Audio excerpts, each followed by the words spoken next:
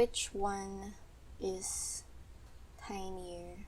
Okay, this next plant I've never shown on my YouTube channel, and that's why I'm so sad about what happened to this plant. I'll just show you.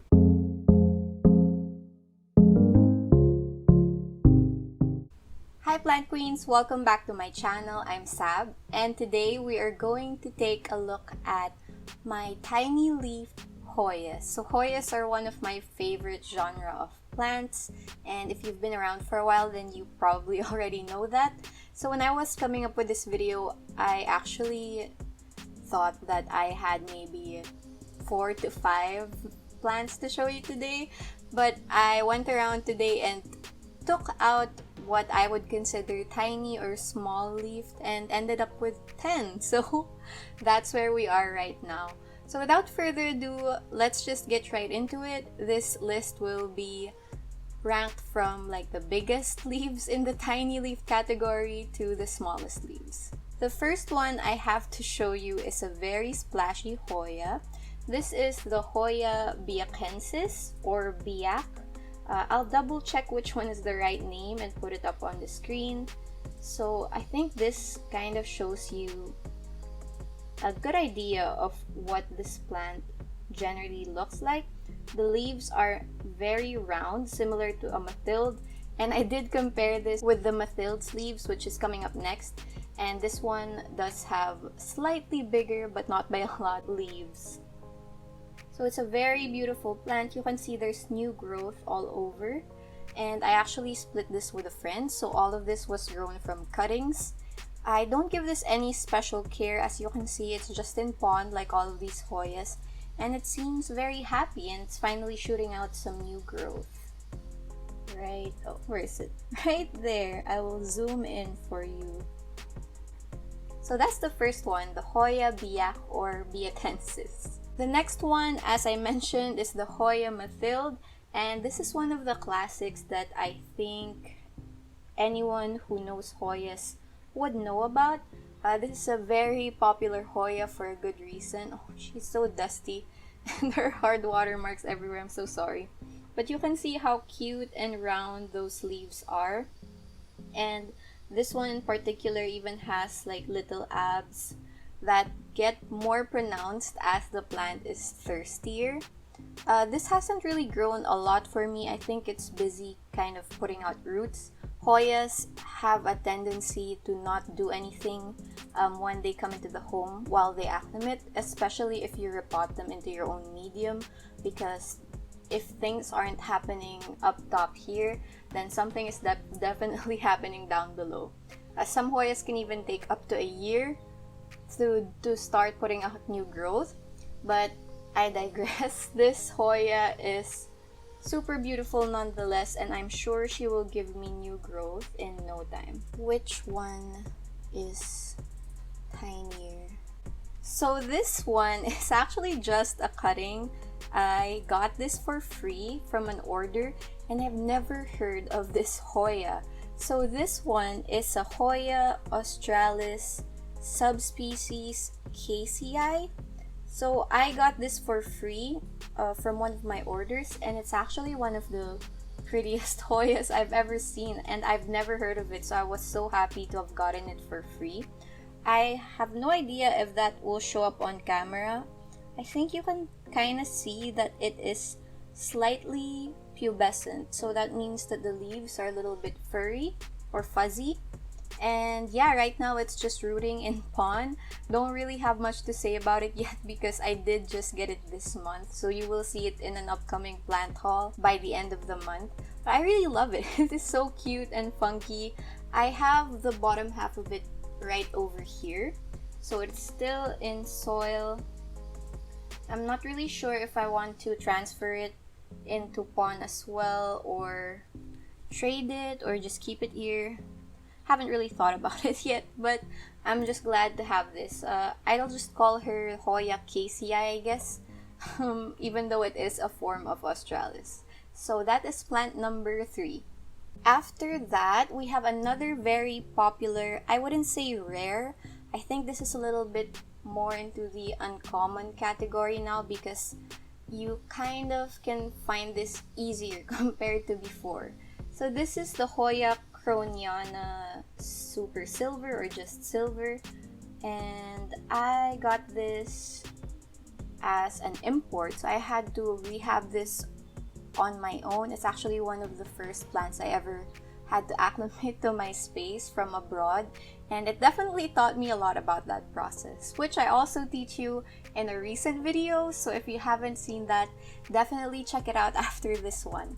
But anyway, this is a very beautiful Hoya. As you can see, it's called silver because of how silvery all the leaves are, and that is actually just splash, which is more prominent on this one. On some, you can see kind of the green peeking through. So the green is the actual color under the leaves, and the splashiness or the silver is just covering so much of it, which is what makes this Hoya so beautiful. And it also has some new growth coming in right there. So this is supposed to be a fast grower after it acclimates to my space or someone's space. I heard this from Only Plants' channel that these are pretty fast growers. So now that it has started growing, I'm excited to see how fast it does grow for me. So this next one is also very popular. I would say this is definitely a bit more rare, commercially rare that is, rather than just uncommon. It's a bit harder to get your hands on, and that's why I'm so sad about what happened to this plant. I'll just show you. So this is my Hoya HEUSCHKELIANA. Oops, I just dropped some pon. This is my Hoya HEUSCHKELIANA variegata. If you are again into Hoyas, then you're probably familiar with her. She is one of the most beautiful variegated Hoyas out there, and this used to be a more lush pot, but my mistake was that I kept it in a terrarium. It still lives in a terrarium, but before I wasn't as diligent about opening the terrarium every day to let air in, and I think that's what caused root rot on this plant. So there was an entire section here. That's why it looks like it's just half of the pot, because half of it died. But fortunately, I was able to save a few pieces, and we're just starting over.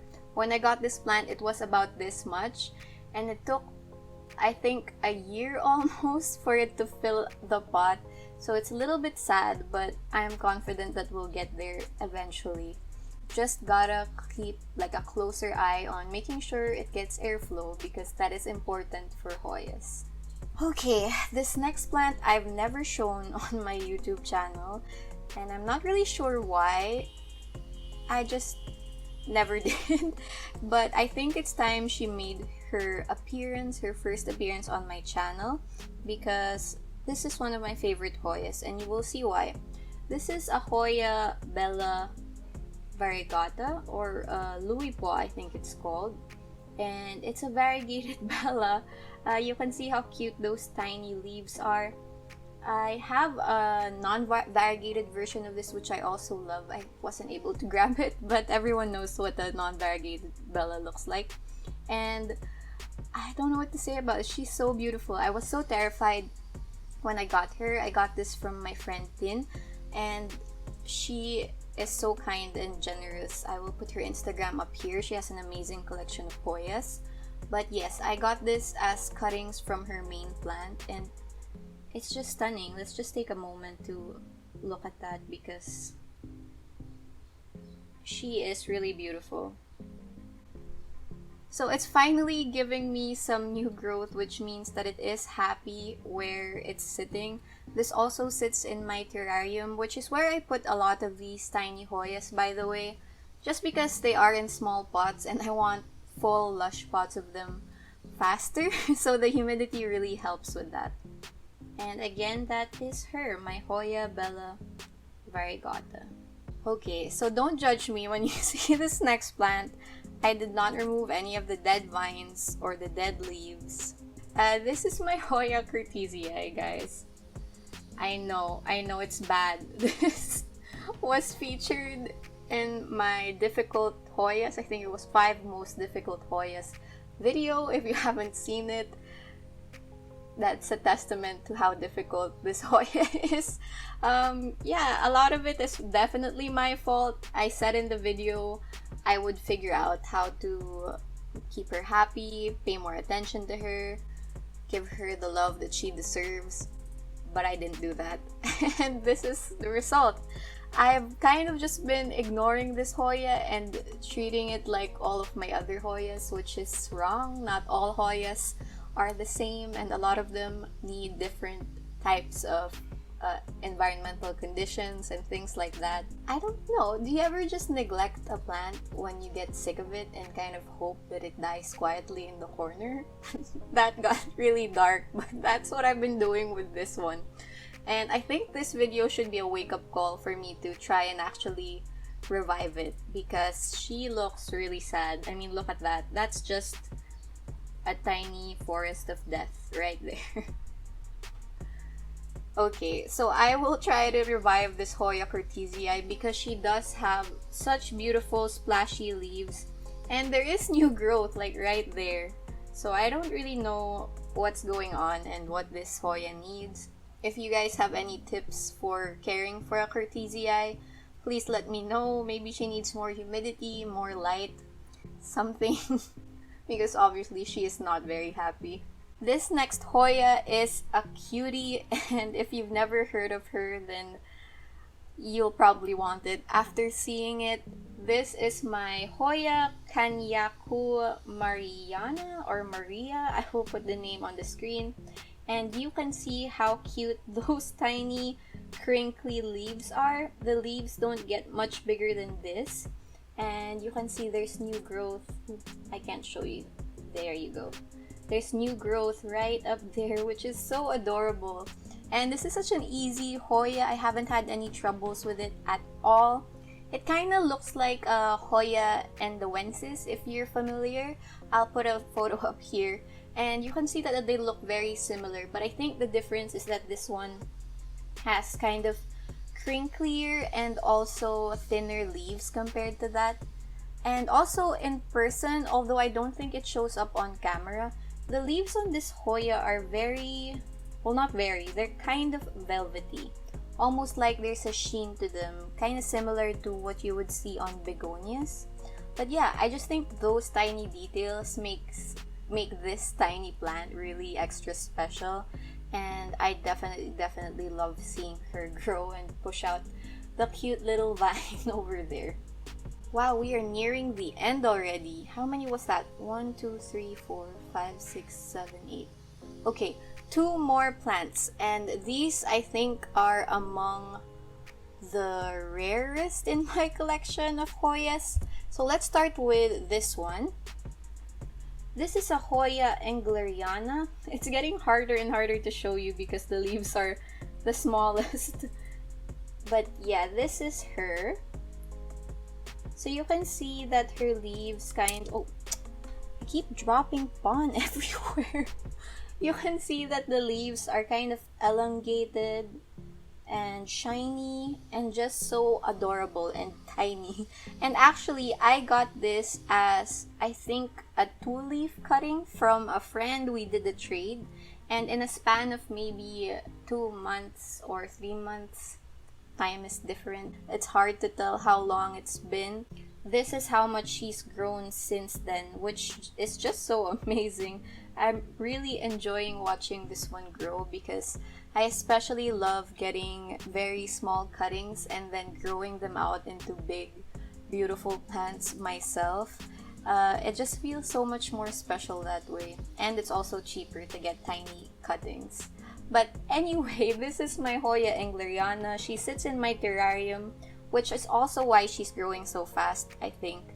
And yeah, she's just generally a very easygoing Hoya. So we're on to my last Hoya, and I think, at least where I'm from in the world, this is the most difficult one to find. Well, no, that's not true. The Bella variegated is harder to find than this is. But this is one of the more difficult ones to find in the world of Hoyas. And I'm just so happy I have it. This is my Hoya CHINGHUNGENSIS. I hope I'm saying that right. Again, I got this as a very tiny plant. It's so hard to show you because it won't focus on the leaves. Is that better? There you go. So you can see how tiny those leaves are. This is the smallest leaf Hoya in my collection and on this list. And she is just so adorable. But this plant, and I've confirmed this with a friend of mine who also owns it, is very, very prone to spider mites. You can kind of see on the bottom leaves there, residual spider mite damage. And it was really, really hard to remove them because it is slightly fuzzy, although I'm not sure if that will come off on camera. The leaves are covered in like tiny little hairs, which makes them super cute, but also extra hard to clean when it's infested with spider mites. So if you do get the chance to have this plant, and I hope you do because it's so cute, definitely watch out for that. And yeah, I got this from bidding in a Hoya group, and I won it, and I'm just so happy to have it in my collection. So that is it for this video. If you enjoyed, please don't forget to like and subscribe if you aren't already. Let me know if you want me to do like a fuzzy Hoya or veiny Hoya or even large-leafed Hoya video next. I know I did like a splashy Hoya video, so you might want to check that out. I will put it up here for you to watch next if you haven't seen it. And thank you so much for watching. As always, comment down below. I love talking to you and hearing your thoughts on these plants. I am at Marble Queen on Instagram. Chat me there if you have any questions or just want to see some planty pictures. I'll see you in the next one. Bye!